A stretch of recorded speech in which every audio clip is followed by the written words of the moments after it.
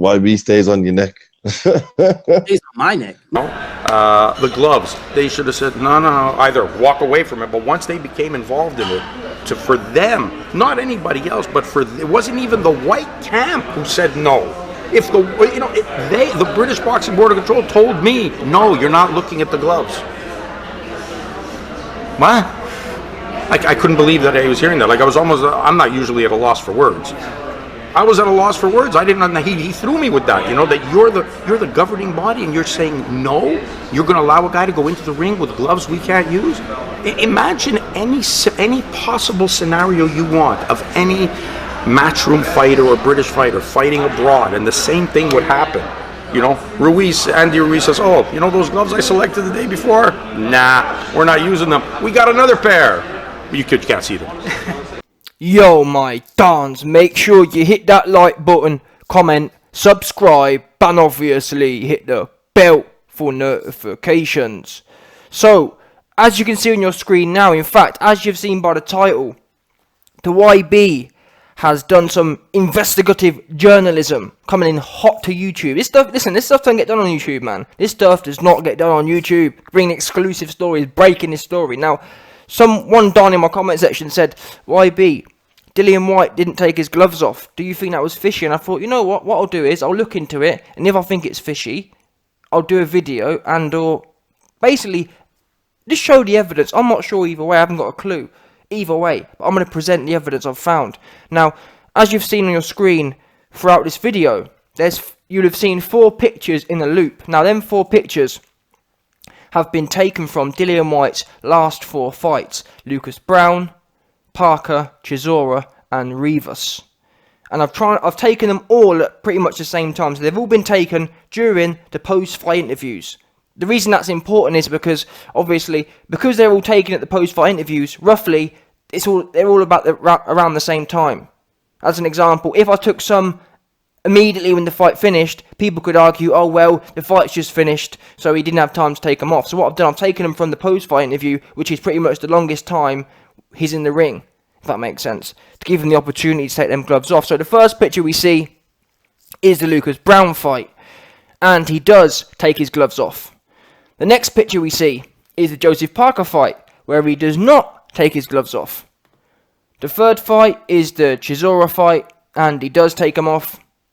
And finally, the Rivas fight, where he does not.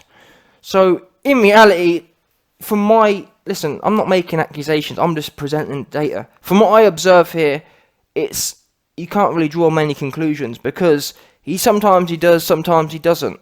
However, some could argue, the YB isn't, some could argue that, well, before there hasn't been fishiness with the gloves going on. Does that make sense? Before, the other team have been able to check gloves, etc., etc. Now, Rivas' team, even today, are still alleging that they were not allowed to see the gloves. I'm pretty sure there was a video that came out a day or 2 ago with someone from Rivas' team, and they were talking about how they were not allowed to see the gloves categorically. In fact, what I might do, I might put that clip in this video so you all know that we're talking about, or we all know that what I'm saying is truthful.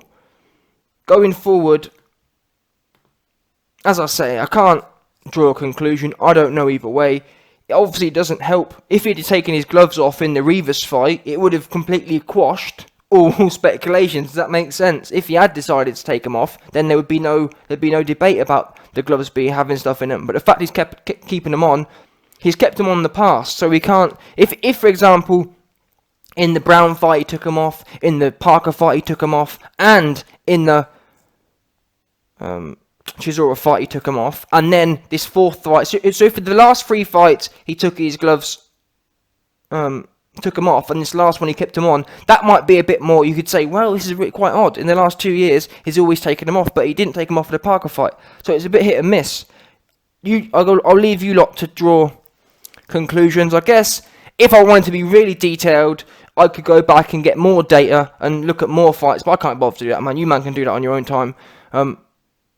I just think, I'm not sure what to think anyway. I just believe, essentially, that Rivas' team and I said this myself, the VADA thing's bad enough, as in the PED thing is bad enough, not telling them. But with the gloves thing, I said this, why didn't Dillian Whyte or whoever, the minute they decided to change their gloves, why didn't they go and get, Dillian Whyte's got 20 man in his team, why didn't he get one, maybe his cut man, you don't need your cut man until you're in the damn ring. Why didn't Dillian tell his cut man, I'm changing my gloves, go and at least ask someone from Rivas' team, does that make sense?